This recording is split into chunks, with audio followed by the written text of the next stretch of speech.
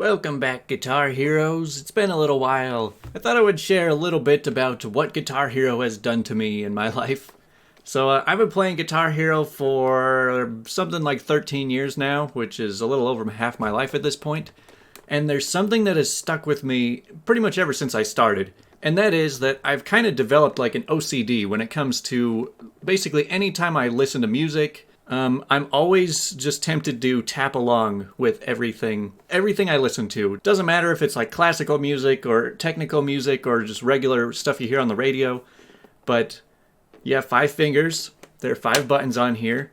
And so every song that I know, I'm always tapping along with it. I mean, a lot of people who know me or spend a lot of time around me get kind of annoyed with it. They're like, stop tapping. Why are you tapping on everything?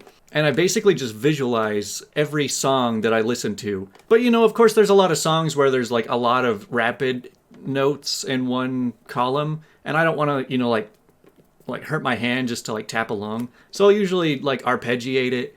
And so like I'm always doing this. I'm always doing little patterns. And I even take it so far in that if my hands are tied up and I can't do it, if I'm listening to a song or something, I'll actually just tap along with my teeth. Like, let me see if I can get that up to the microphone. I don't usually do this like with my mouth open, but here's your first look at some teeth drumming.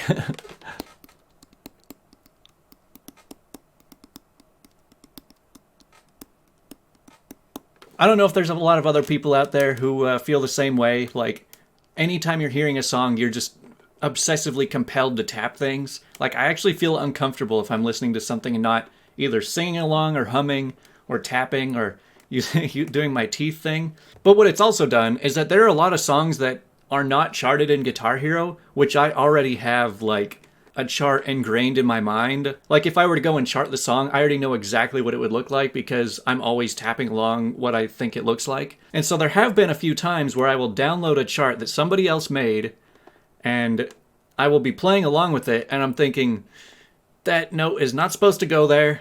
And I will actually open up the file in the chart editor and I will actually fix their chart and move notes around because that yellow note is supposed to be a blue note or something like that. And I actually wanted to show an example of something like that today.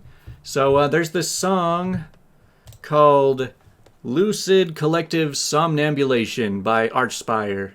Now I'm just going to play what the original chart looks like, and then I'll show some of the corrections that I made for it. So this part is halfway through the song. I'll just play for a few seconds here.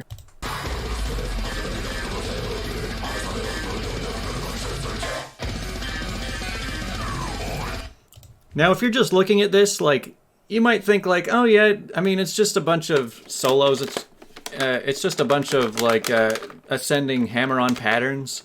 And I was really disappointed when I played this, but not so much because I had already pre-charted this one in my mind, but more so because I saw the original guitar playthrough of the guy actually playing the song.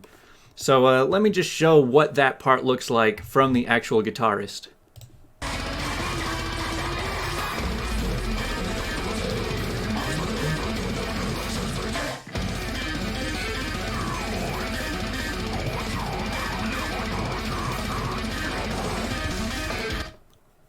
So as you saw in this one, it's very basic, just ascending sweeps. Like, it doesn't look like anything unique. But when you see the actual guitarist do it, he is doing something I've never really seen before. He's literally just... It's like he's doing trills while strumming every other note. So here's what I actually charted in its place. So here is that section after I've edited it.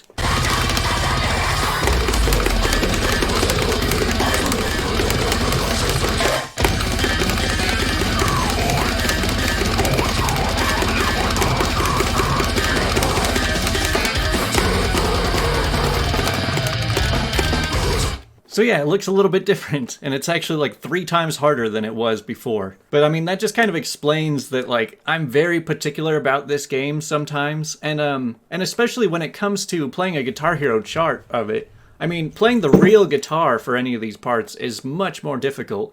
So I don't see any reason why we should be making it simpler when making a Guitar Hero chart. I feel like if you have the capability to do so, you should be trying to make the Guitar Hero chart as close to as difficult as the real guitar part. But yeah, I just kind of wanted to come out and explain like this little tick that I've just had ingrained in my brain for the past 12 years. I'm not against making more Guitar Hero videos.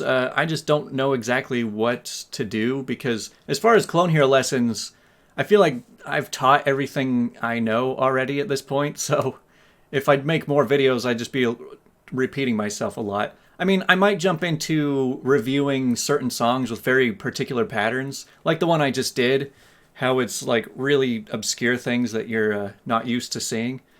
But yeah, other than that, I'm not as good as a lot of these other Guitar Hero YouTubers to the point where I would need to show off much. But that is all for today.